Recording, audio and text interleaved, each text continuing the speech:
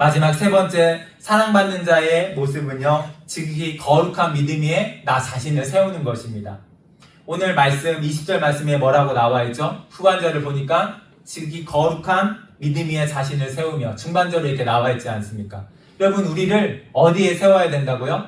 항상 믿음 위에 세워야 돼요, 여러분. 이게 하나님의 사랑받는 사람의 모습이라는 거예요. 여러분, 세상 사람들은 두 종류로 다 분류가 됩니다. 한 종류는 어디에 자기 자신을 세우죠?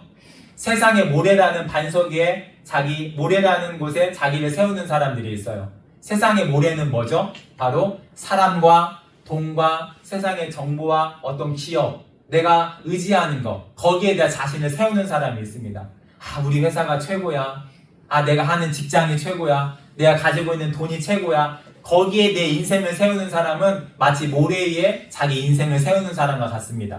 그럼 모래 위에 자기 인생을 세우면 어떻게 되죠? 비가 오고 바람이 불면은 다 무너집니다. 그래서 여러분, 세상 사람들 중에 모래 위에 세운 사람들 보면은 고난이 오면 다 무너집니다. 왜 그렇죠? 돈 위에 자기 인생을 세웠으니까, 내가 믿는 사람 위에 자기 인생을 세웠으니까, 기업 위에 자기 인생을 세웠으니까 다 무너질 수밖에 없는 거예요. 근데 하나님을 사랑하는 사람들은 어디에 자기 자신을 세운다고요? 지극히 거룩한 믿음 위에 자신을 세우며, 여러분들 하루하루 여러분들 믿음 위에 나 자신을 세워야 합니다. 믿음이 나의 반석이 되어야 돼요. 여러분, 우리 교회에는 건축하는 집사님도 계시지만, 오늘 물론 안 나오셨지만, 여러분, 반석이 가장 중요하잖아요. 건물을 세울 때 반석이 얼마나 튼튼하냐는 그 높이를 결정한다고 해요. 반석이 여러분 튼튼하지 못하잖아요. 그러면 2층씩밖에 짓지 못해요. 근데 여러분, 반석이 굉장히 튼튼하면은 마천루가 세워지는 거예요. 100m, 200m를 올려도 끄떡을 하지 않는 거예요. 왜 그렇죠? 반석이 그만큼 중요한 거예요. 여러분, 우리 인생은 뭐가 반석이 되어야 되죠? 믿음이어야 돼요. 내가 예수 그리스도를 믿는 그 믿음의 반석 위에 내 인생을 세우면은요, 제한 없이 성장하는 거예요. 내 인생에 제한을 받지 않아요. 성장하고 또 성장해요. 내 인생이 마천루처럼 계속 끊임없이 올라가는 거예요. 많은 복을 받고요, 많은 은혜를 받고요, 많은 영광을 받게 돼요. 왜 그렇죠? 내가 믿음의 반석 위에 나를 세우면은 그 놀라운 은혜가 우리에게 임하게 되는 것입니다. 그런데 여러분, 왜 많은 사람들이 믿음의 반석 위에 나를 세우지 못할까요? 여러분, 생각 안 해보셨습니까? 여러분, 우리는 예수님 믿은 지 참 오래됐잖아요. 그런데 내가 왜 믿음의 반석 위에 나를 세우지 못할까? 왜 자꾸 돈 위에 나를 세우려고 하고, 내가 의지하는 어떤 사람에게 나를 세우려고 하고, 내가 믿는 병원에게 내 인생을 세우려고, 왜 자꾸 보이는 것에만 이렇게 나 자신을 세우려고 하죠? 바로 믿음은 보이지 않기 때문에 그렇습니다. 믿음은 보이지 않기 때문에 우리는 그 위에 자꾸 내 인생을 세우지 못하는 거예요. 히브리서 11장 1절 말씀에 뭐라고 나오죠? 믿음은 바라는 것들의 실상, 보이지 않는 것들의 증거니.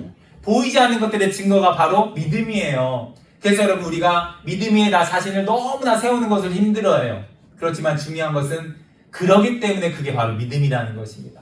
여러분, 우리는 눈에 보이는 것으로 행하지 않고 믿음으로 행해야 합니다.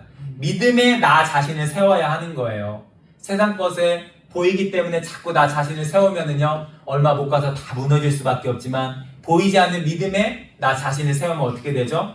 결국에는 제한 없는 놀라운 성장과 복과 회복의 은혜가 우리에게 임하게 된다라는 것입니다.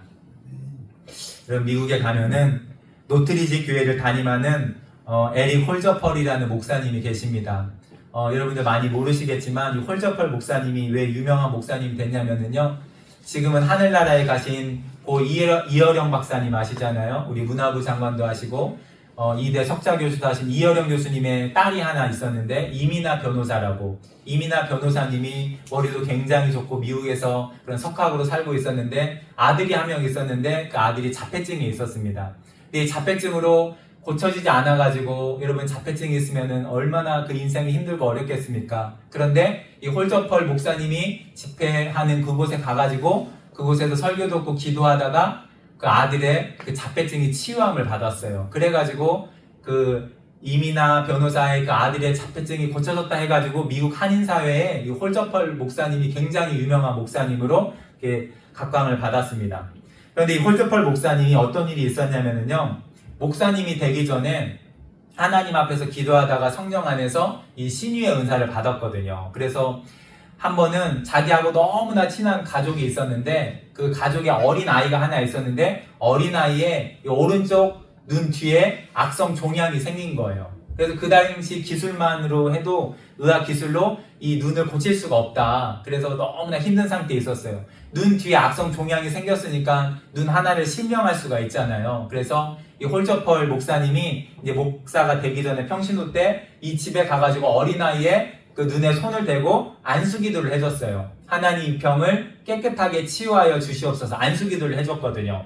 그리고 나서 얼마 뒤에 이 아기 엄마가 아기를 데리고 병원에 가는데 이 악성 종양이 그대로 있다라는 거예요. 그대로 있어가지고 너무나 마음이 낙심된 거예요. 그래서 홀저펄에게 말을 했더니 홀저펄도 그때 너무나 마음이 낙심이 됐어요. 왜 내가 믿음으로 기도했는데 왜 이게 고쳐지지 않았을까? 너무나 마음이 힘들고 그리고 시간이 몇 달이 더 지났대요. 몇 달이 지나서 이 아기 엄마가 다시 병원에 갔더니 이제 그 악성 종양이 더 심해가지고 잘못하면은 이거 수술뿐만 아니라 한쪽 눈을 실명할 수 있다는 그런 말을 들었던 거예요. 이 말을 듣고 홀저펄이 마음이 너무나 무너져 내리는 거예요. 내가 예전에 기도했는데 왜 병이 나아지지 않고 더 심각해지고 잘못하면 한쪽 눈이 실명될 수가 있을까? 너무나 마음이 힘들었던 거예요. 그런데 하나님 앞에 기도하고 또 기도하고 성령님께 부르짖고 기도했는데 성령님께 여쭤봤다라는 거예요. 성령님 왜 기도했는데 그 아기의 눈이 고쳐지질 않았습니까? 그랬더니 성령님께서 이런 마음을 주시더래요. 아기가 치유받기를 믿는다면 가장 먼저 모든 사람들 앞에서 선포해야 될 사람은 바로 너다. 그러나 내가 두려워서 침묵하고 있다면 그것은 믿음이 아니라 단지 너의 희망일 뿐이다. 이렇게 성령님께서 마음을 주셨다라는 거예요. 여러분 무슨 말인지 아시겠죠?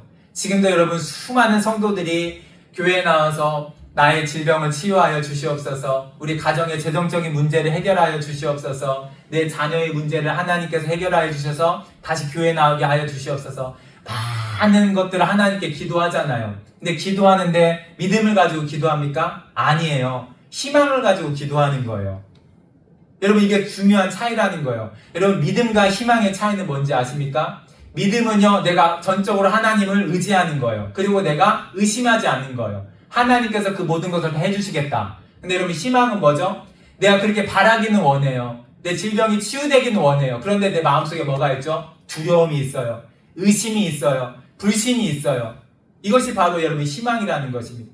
많은 한국교회 목회자들과 성도들이 믿음으로 기도하지 않고 희망으로 기도하는 거예요.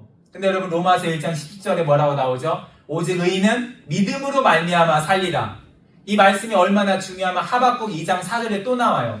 오직 의인은 믿음으로 말미암아 살리라. 이 말씀이 얼마나 중요하면 히브리서도 나오고 갈라디아서도 나와요. 오직 의인은 믿음으로 말미암아 살리라. 성경을 보면 네 군데나 나와요. 왜 그렇죠? 오직 의인은 희망으로 말미암아 살리라가 아니에요. 근데 수많은 목회자와 성도들이 희망으로 기도해요. 그렇게 됐으면 좋겠다. 그렇게 됐으면 좋겠다. 그런데 마음에 뭐가 있죠? 의심이 있는 거예요. 마음이 불신이 있는 거예요. 두려움이 있는 거예요. 그러니까 역사가 일어나지 않는 거예요. 오직 의인은 희망으로 말미암아 살리라가 아니라 오직 의인은 믿음으로 말미암아 살리라. 이것이 우리 성도의 믿음이라는 것입니다. 이 믿음을 가지고 여러분 우리가 기도해야 한다라는 거죠. 이 홀저펄 목사님이 이 마음을 받은 거예요. 하나님이 네가 기도하는 것은 희망으로 기도한 것이지 그 아이가 낫기를 원해서 기도한 것이지 네 마음에 불신이 그대로 있다. 믿음으로 기도해라. 그래서 이 목사님이 엄청 저울질을 했대요. 여러분 그렇지 않습니까? 예전에 한번 기도했는데 그 아이의 눈이 나아져야 되는데 아이의 눈이 더 안 좋아졌잖아요. 얼마나 두렵겠습니까? 그래도 자기가 다시 한번 하나님의 말씀대로 떨리는 마음으로 전화기를 들었대요.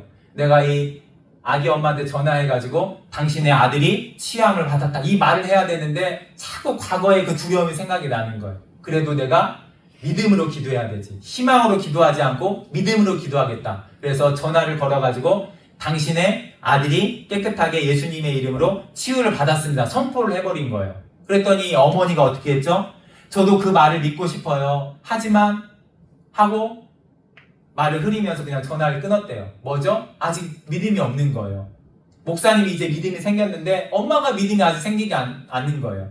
그리고 나서 이 아기 엄마가 금요일날 이제 수술을 앞두고 이제 그 검사를 하기 위해서 금요일날 이제 병원에 갔대요. 아기 이제 한쪽 눈을 수술하기 위해서 갔는데 청천벽력 같은 소리를 들은 거예요. 병원에서 의사가 그동안 더 눈이 악화돼가지고 오른쪽뿐만 아니라 왼쪽에 악성 종양이 생겨가지고 양쪽 눈을 다 실명할 위기가 있다. 그래서 당신 아기는 이제 수술해도 양쪽 눈을 다 실명할 수밖에 없다. 이렇게 병원에서 판정이 나온 거예요. 이때 엄마가 영적으로 각성을 하게 된 거예요. 내가 이제 마지막까지 왔다. 내 인생 터미널이다. 아이가 두 눈을 잃으면 내 인생 끝난 것이다. 내가 이제 붙잡아야 될 것은 하나님밖에 없다. 이제 목사님은 믿음으로 선포를 했잖아요. 이제 엄마가 마지막 궁지에서 하나님을 붙잡기로 결정을 한 거예요. 그래서 이제 엄마도 하나님의 이름으로 선포하기 시작했어요. 마태복음 8장 17절 뭐라고 나와 있죠? 우리의 연약한 것을 신이 담당하시고 우리의 병을 짊어지셨도다. 이 말씀 한 구절을 붙잡고 선포하기 시작했어요. 우리의 연약한 것을 친히 담당하셨고 우리의 병을 짊어지셨도다. 여러분 우리의 연약함들 많이 있잖아요. 어떤 분들은 다리가 연약하고 어떤 분들은 심장이 약하고 어떤 분들은 머리가 약하고 우리의 연약함들 다 있잖아요. 우리의 담당이 아니라니까요. 누구의 담당이라고요? 우리의 연약한 것을 친히 담당하셨고 마태복음 8장 17절에 의하면 여러분들의 연약함과 병은 우리의 담당이 아니에요. 근데 자꾸 우리가 담당하려고 해요. 누구에게 담당을 넘겨야 되죠? 예수님이 2000년 전에 이미 담당하셨어요. 내가 그것을 오늘 받아들이면은 오늘 치유의 역사가 일어나는 거예요. 2000년 전에 이미 예수님께서 그걸 다 담당하셨기 때문에 내가 오늘 저녁에 그것을 믿으면은 그 담당이 예수님께로 넘어가는 거예요. 이 엄마가 그것을 깨달은 거예요. 이제 마지막까지 왔잖아요. 내 자식이 두 눈을 다 잃어버릴 수밖에 없으니까 내가 이제 하나님을 믿겠다. 믿음 위에 나 자신을 세운 거예요. 믿음으로 세워서 마태복음 8장 10절로 계속 선포를 한 거예요. 우리 아이의 질병, 악성 종양은 예수님께서 담당하셨다. 아이는 깨끗이 치유함을 받았다. 계속 선포를 하니까 어떻게 됐죠? 아이의 두 눈의 악성 종양이 깨끗이 사라졌다고 합니다. 의사도 깜짝 놀랐대요. 깨끗하게 사라졌다라는 거예요. 왜 그렇죠?